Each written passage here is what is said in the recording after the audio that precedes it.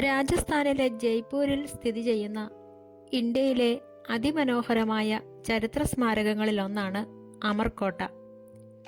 യുനെസ്കോയുടെ ലോക പൈതൃക പട്ടികയിൽ ഇടം പിടിച്ചിട്ടുള്ള ഈ കോട്ടയുടെ അടിത്തറ പാകിയത് AD 967 മീണ വംശജരാണ്. എന്നാൽ ഇന്നത്തെ രൂപത്തിലുള്ള കോട്ടയുടെ നിർമ്മാണം 1592 രാജ മാൻസിംഗ് ഒന്നാമൻ ആണ് ആരംഭിച്ചത്. പിന്നീട് വന്ന സവായ് ജയ്സിംഗ് രണ്ടാമൻ ഉൾപ്പെടെയുള്ള ഭരണാധികാരികൾ ഇതിൽ മാറ്റങ്ങൾ വരുത്തി.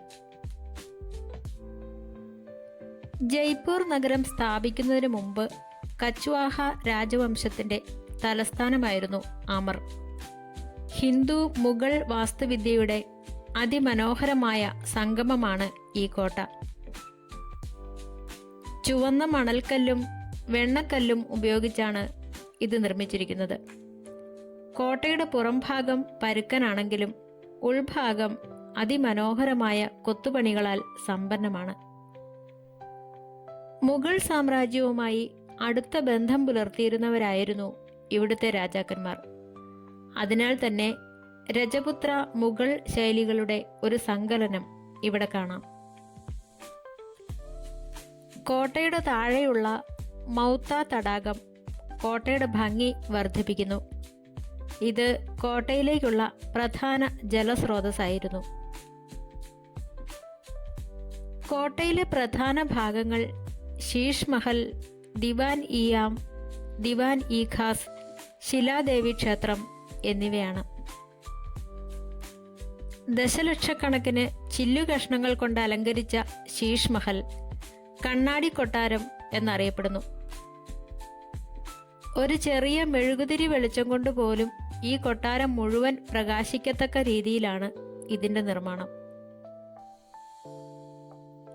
അതിമനോഹരമായ ചിത്രപ്പണികൾ നിറഞ്ഞ ഗണേഷ് പോൾ കവാടം കോട്ടയിലെ പ്രധാന ആകർഷണമാണ്.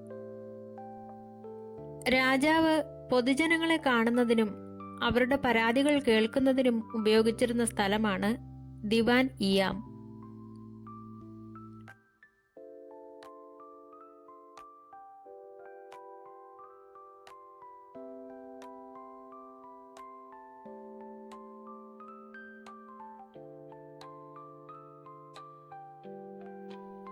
രാജാവിന്റെ പ്രത്യേക അതിഥികളെയും മന്ത്രിമാരെയും കാണുന്നതിനുള്ള സ്വകാര്യ സഭയാണ് ദിവാൻ ഇ ഖാസ്. രാജ മാൻസിംഗ് ബംഗാളിൽ നിന്ന് കൊണ്ടുവന്ന ശിലാദേവി പ്രതിഷ്ഠയുള്ള ശിലാദേവി ക്ഷേത്രം കോട്ടയുടെ പ്രവേശന കവാടത്തിനടുത്താണ്. ഭാരതീയ കലയും നിർമ്മാണ വൈദഗ്ധ്യവും എത്രത്തോളം പുരോഗമിച്ചിരുന്നു എന്നതിന് ഉത്തമ ഉദാഹരണമാണ് ഈ കോട്ട. അമർകോട്ടയിലെ ലൈറ്റ് ആൻഡ് സൗണ്ട് ഷോ കോട്ടയുടെ ചരിത്രവും രജപുത്ര രാജാക്കന്മാരുടെ വീര്യവും വിവരിക്കുന്ന ഒന്നാണ്. കൂടാതെ കോട്ടയുടെ മുകളിലേക്ക് ആനപ്പുറത്തുള്ള യാത്രയും ടൂറിസ്റ്റുകൾക്കിടയിൽ വളരെ പ്രശസ്തമാണ്. അമർകോട്ട ഇന്ത്യയുടെ രാഷ്ട്രീയ ചരിത്രത്തിലും രാജസ്ഥാനിലെ ഭരണ സംവിധാനത്തിലും നിർണായകമായ പങ്കുവഹിച്ചിട്ടുള്ള ഒന്നാണ്. അമർകോട്ടയിലെ ഭരണാധികാരികൾ, പ്രത്യേകിച്ച് രാജ മാൻസിംഗ്, മുഗൾ സാമ്രാജ്യവുമായി ശക്തമായ രാഷ്ട്രീയ ബന്ധം പുലർത്തിയിരുന്നു. അക്ബർ ചക്രവർത്തിയുടെ സൈന്യത്തിലെ ഏറ്റവും വിശ്വസ്തനായ സേനാപതിയായിരുന്നു അദ്ദേഹം.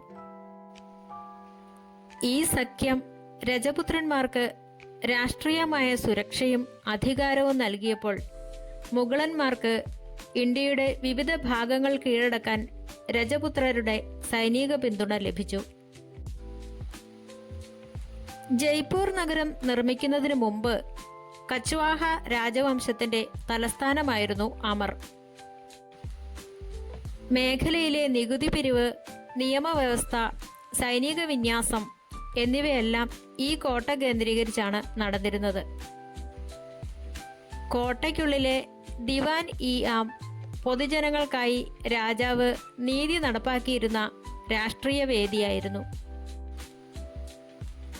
ആരവല്ലി പർവ്വതനിരകളിൽ സ്ഥിതി ചെയ്യുന്ന അമർകോട്ടയ്ക്ക് വലിയ പ്രതിരോധ പ്രാധാന്യമുണ്ടായിരുന്നു.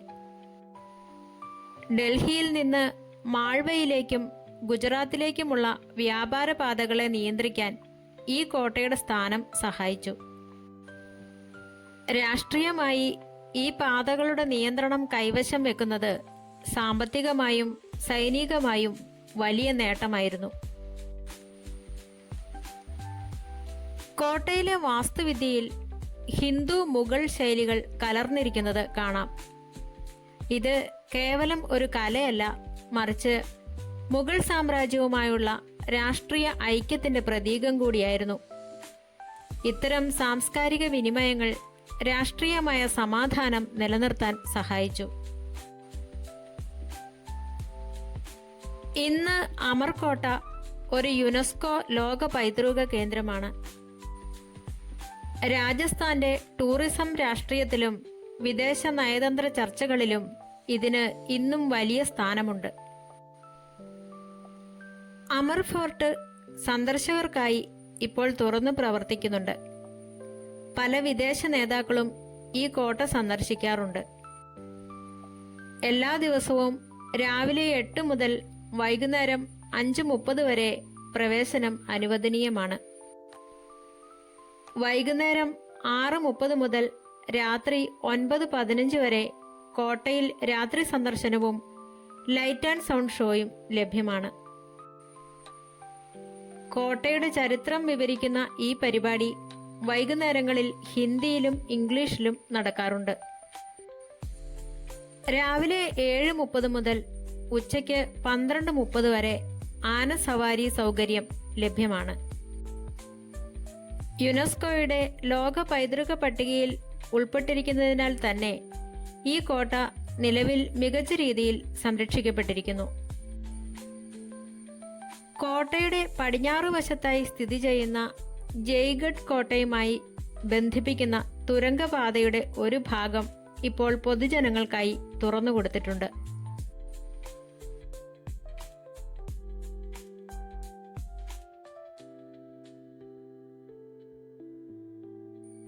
ചുരുക്കത്തിൽ അമർകോട്ട വെറുമൊരു കൊട്ടാരമല്ല, മറിച്ച് മധ്യകാല ഇന്ത്യയിലെ അധികാര സന്തുലിതാവസ്ഥ നിർണയിക്കുന്നതിൽ പ്രധാന പങ്കുവഹിച്ച ഒരു രാഷ്ട്രീയ സ്ഥിരാകേന്ദ്രമായിരുന്നു.